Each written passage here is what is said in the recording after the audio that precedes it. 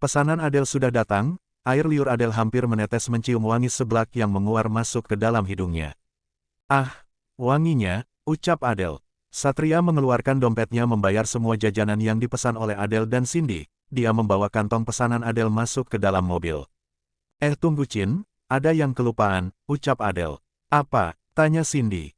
Paman Ahmad gak dibeliin, jawab Adele. Ya udah pesen lagi aja, bilang aja sama Yayang biar dia yang pesenin sekalian cabenya dipisah, ucap Cindy.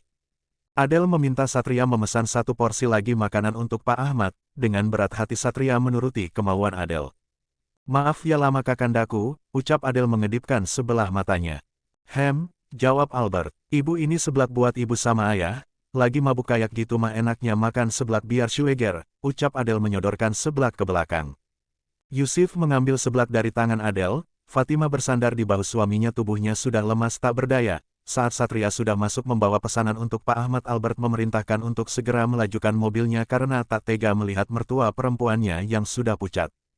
Tak butuh waktu lama, hanya dalam 10 menit mobil sudah terparkir di halaman rumah Yusuf. Adele turun membantu ibunya keluar dari mobil. Albert menunggu di dalam mobilnya. Setelah memastikan ibunya masuk ke dalam rumah, Adele berpamitan kepada kedua orang tuanya untuk pulang kembali ke mansion. Ayah Adele gak bisa lama-lama, udah makin sore nih ya, ucap Adele. Ya sudah, kalian hati-hati di jalannya ya, ucap Surya mengusap rambut Adele dengan sayang. Ibu gak papa Adele tinggal? Tanya Adele pada ibunya. Gak papa Adele, kan ada ayah lagian cuman mual dikit kok, ucap Fatimah. Ya udah Adele pulang dulu ya ayah, ibu, pamit Adele. Adele salim kepada kedua orang tuanya, dia keluar dari rumah berjalan menghampiri suaminya. Dari sudut matanya dia bisa menangkap para tetangga yang sedang memantaunya dari jarak jauh, terdengar kerasak-kerusuk di balik semak-semak. Kagak ada kapoknya tuh si Markona, geram Adele hendak turun dari mobilnya. Mau kemana kamu? Cegah Albert, mau kasih pelajaran sama tuh para cicak yang nemplok di semak-semak, ucap Adele. Biarkan saja, ayo kita pulang, aku sudah tidak nyaman ingin segera membersihkan tubuhku, ucap Albert. Dengan hati yang dongkol Adele tidak jadi turun dari mobil. Albert meminta Satria melajukan kembali mobilnya. Cindy sibuk meminum boba miliknya sampai habis. Adele cemberut, dia melipat kedua tangannya ke depan. Lihat saja wahai para tetangga, sekarang kalian boleh lolos tapi aku tidak akan tinggal diam, batin Adele. Di sepanjang perjalanan Adele diam tak mengeluarkan suara. Albert menatap Adele, dilihatnya istrinya itu sedang cemberut sambil menikmati minuman kesukaannya. Kalau lagi cemberut terlihat lucu, batin Albert. Sampai di mansion, penjaga membukakan pintu gerbang. Satria melajukan mobilnya dan berhenti di depan ruang utama. Adele membuka pintu lalu turun, kemudian dia berjalan mengelilingi mobil membuka pintu untuk suaminya. Satria mengambil kursi roda lalu membantu Adele mengangkat tubuh Albert. Kok sekarang tambah berat ya? Ucap Adele saat mengangkat tubuh Al. Ya kan setiap hari dikasih makan, sahut Albert. Iya juga ya, ucap Adele. Adele mendorong kursi roda Albert masuk ke dalam. Cindy menunggu Satria mengambil seblak di dalam mobil. Ayang ayo cepat ucap Cindy. Nona duluan saja, nanti saya akan menyusul Nona, ucap Satria. Gak peka banget, mumpung kakak udah masuk kita bisa berduaan, gimana sih jadi cowok kaku banget, gerutu Cindy. Cindy menghentakkan kakinya pergi meninggalkan Satria, sedangkan Satria menggaruk-garukkan kepalanya yang tidak gatal, dia sama sekali tidak paham tentang wanita. Dasar wanita, gumam Satria. Adele mengambil mangkok untuk seblaknya, dia langsung menyambar kantong seblak yang dipegang oleh Satria. Usyu widip ini mah, ucap Adele. Del tungguin gue apa, ucap Cindy langsung duduk berseberangan dengan Adele. Al ini buatmu, ucap Adele menyodorkan mangkuk yang sudah dituangkan seblak. Aku tidak mau, makanan ini tidak sehat, kelihatannya juga tidak higienis, tolak Albert. Adele memutar bola matanya jengah, sesuai dengan dugaannya Albert pasti menolaknya. Adele menuangkan seblak pedas miliknya. Albert membulatkan matanya melihat seblak ceker yang merah oleh cabai, dia bergidik ngeri melihatnya. Apa itu cabai? Tanya Albert menunjuk mangkuk Adele. Iya, emangnya kenapa? Namanya juga seblak pedas ya pasti pakai cabai, jawab Adele. Apa kau tidak sakit perut setelah memakannya? Tanya Albert lagi. Enggak, kapan makannya kalau kamu nanya mulu? Nih air liur udah hampir banjir ke bawah nyium aromanya, protes Adele. Albert merapatkan mulutnya, dia memperhatikan Adele yang memakan seblak merah cabai tanpa kepedesan sekalipun. Dia makan kaki ayam. Mengerikan, batin Albert. Cindy makan dengan lahapnya, sedangkan Satria hanya menelan ludahnya melihat Cindy. Sepertinya enak, batin Satria. Kenapa diam saja? Makanlah, kalau seblaknya tidak enak kau tidak usah khawatir aku yang akan menghabiskannya, ucap Cindy. Dengan ragu Satria menyendokkan seblak ke mulutnya, mata Satria langsung melotot saking enaknya. Gimana enak kan? Tanya Adele. Enak? Baru pertama kali aku mencobanya ternyata rasanya enak sekali, ucap Satria. Albert menautkan alisnya, dia jadi penasaran dengan rasa seblak yang dikatakan oleh Satria itu enak. Selama ini Satria sering rewel perihal makanan, tapi seblak. Dia bilang enak. Kau juga harus mencobanya Al, ucap Adele. Tidak, ucap Al menggelengkan kepalanya. Buka mulutnya kakandaku jangan biarkan tangan Adinda pegal dibuatnya, ucap Adele. Hehep, Albert membuka mulutnya, dia mengunyah makanan yang masuk ke dalamnya. Enak kan? Tanya Adele menaik turunkan alisnya. Jawab Al. Ya sudah ini, silahkan dimakan kakanda, ucap Adele meletakkan seblak di hadapan Albert. Pak Ahmad sini, panggil Cindy. Merasa dipanggil Pak Ahmad langsung berjalan ke arah Cindy, dia melihat Satria dan juga Albert makan seblak dengan lahap dalam benaknya dia bertanya-tanya sejak kapan para pria datar ini suka makan seblak. Paman duduklah, ini aku udah pesenin juga sekalian buat paman dimakan ya, ucap Adele. Terima kasih Nona, ucap Pak Ahmad.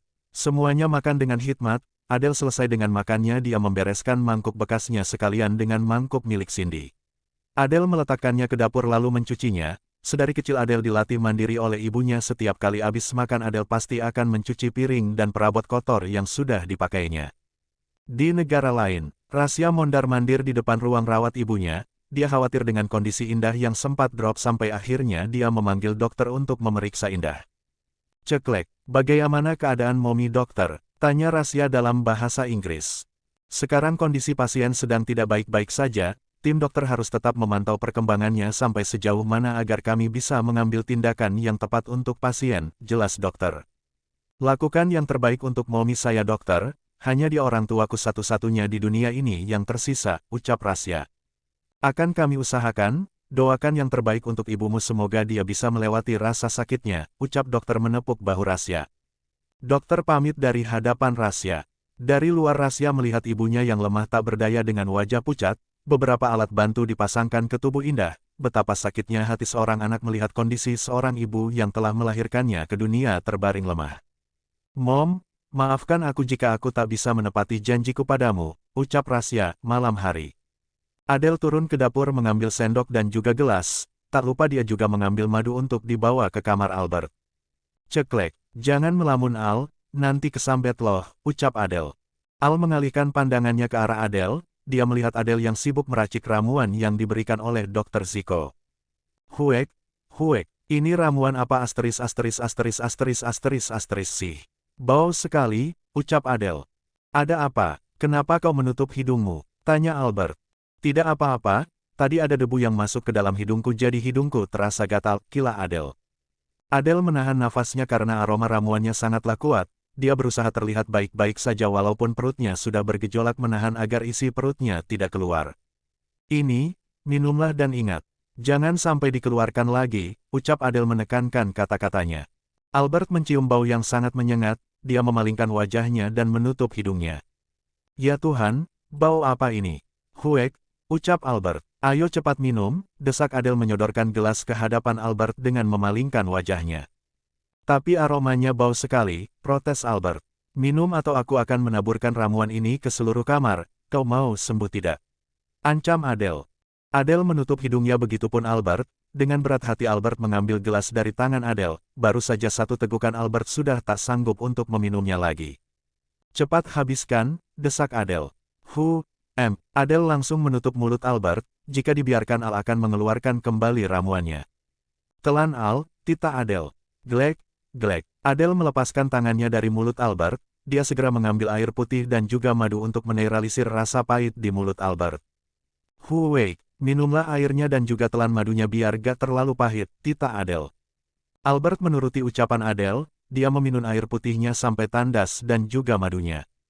Rasanya aneh sekali, keluh Albert. Namanya juga obat, kalau mau yang manis tinggal lihat wajahku saja, ucap Adele. Ucap Albert. Selesai dengan drama minum ramuan Adele membereskan gelas kotor yang dipakai oleh Albert, saat hendak melangkahkan kakinya tak sengaja kaki Adele terpeleset, tubuhnya limbung dan terjatuh di atas tubuh Albert. "Arggh, Johnnyku," teriak Albert. "Au, kenapa kau berteriak?" tanya Adele. "Tanganmu menekan Johnnyku," tunjuk Albert. Adele melihat arah telunjuk Al, dia membulatkan matanya dan langsung bangkit dari tubuh Albert. Albert meringis kesakitan saat Johnny-nya tertekan oleh tangan Adele, dia buru-buru menutupi Johnny-nya dengan selimut dan mengusap asetnya yang terasa ngilu di balik selimut. "Kenapa kau ceroboh sekali sentak Albert. "Ya namanya juga kecelakaan, siapa juga yang mau kepeleset, kagak ada yang nawarin mau kepeleset apa enggak, semuanya sudah takdir ya sorry aja," sewot Adele.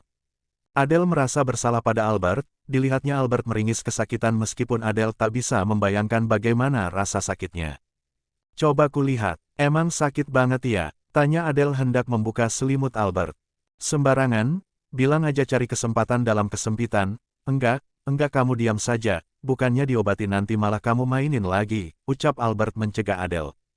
"Mainin apa?" tanya Adele cengok. "Bukan apa-apa, kau pergi saja, bukankah kau ingin membereskan gelas kotor?"